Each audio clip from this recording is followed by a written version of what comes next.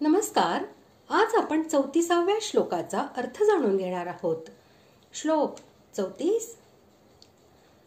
द्रोणैच भीष्मैच जयद्रथैच कर्णं तथान्यानपि योधवीरान् मया हतांस्त्वयि हिमाव्यथिष्ठा युध्यस्व जेतासि रणे सपत्नान्.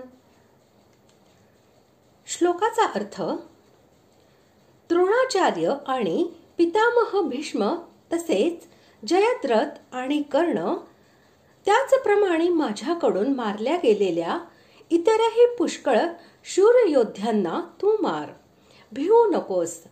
युद्धात खात्रीने तू शत्रूंना जिंकशील म्हणून युद्ध कर. द्रोणाचार्य हे धनुर्वेद तसेच इतर शस्त्रास्त्रांच्या प्रयोगाच्या विद्येमध्ये अत्यंत पारंगत आणि युद्धकलेमध्ये परम निपुण असे होते.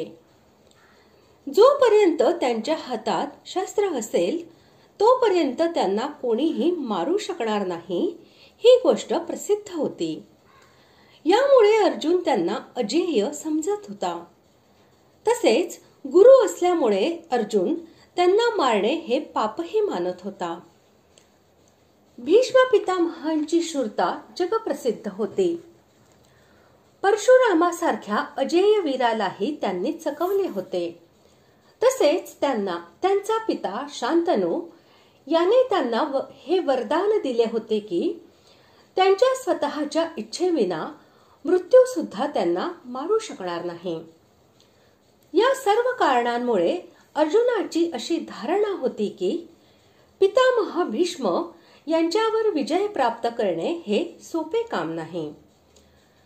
त्याचबरोबर पितामह भीष्म यांचा आपल्या हातांनी वध करणे हे त्याला पाप वाटत होते. त्याने कित्येक वेळा म्हटले सुद्धा आहे की मी त्यांना मारू इच्छित नाही.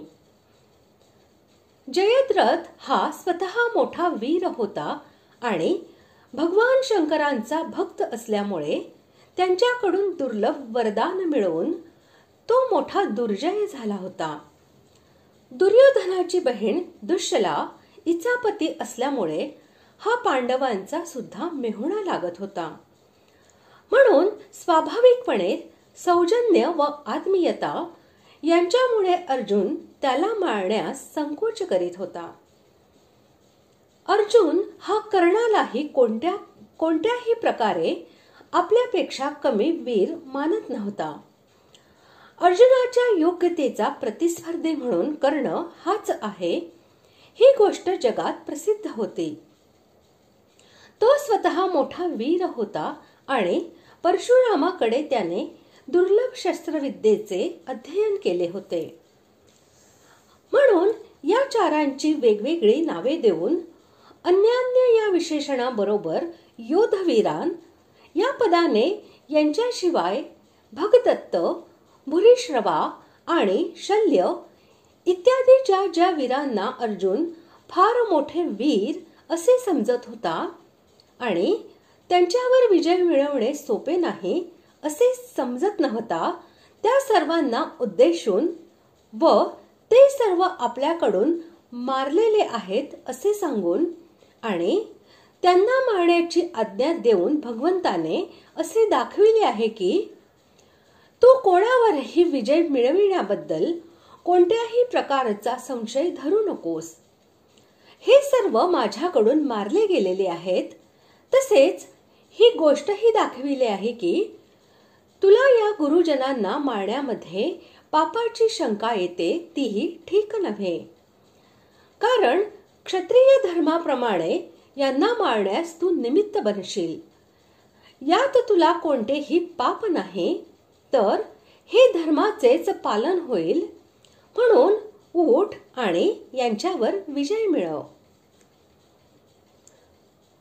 मा व्यथिष्ठा याद्वारे भगवंतांनी अर्जुनाला असे आश्वासन दिले आहे की माझे उग्र रूप पाहून तू इतका भयभीत आणि व्यथित होत आहेस हे बरोबर नाही. मी तुझा आवडता तोच कृष्ण आहे. म्हणून तू तू जराही भिवू नकोस आणि संतप्त बनू नकोस. अर्जुनाच्या मनात या गोष्टीची शंका होती की कुणास ठाऊक युद्धात आम्ही जिंकू की आमचे हे शत्रू आम्हाला जिंकणार. ती शंका दूर करण्यासाठी भगवंताने अर्जुनाला या युद्धामध्ये तू शत्रूंना नक्की जिंकशील म्हणून युद्ध कर असे म्हटले आहे. भगवंताच्या म्हणण्याचा असा अभिप्राय आहे की युद्धात नक्की तुझा विजय होईल म्हणून तू उत्साहाने युद्ध केले पाहिजेस. अशा प्रकारे आज आपण 34व्या श्लोकाचा अर्थ जाणून घेतला. पुढील भागात आपण 35व्या श्लोकाचा अर्थ जाणून घेणार आहोत. धन्यवाद.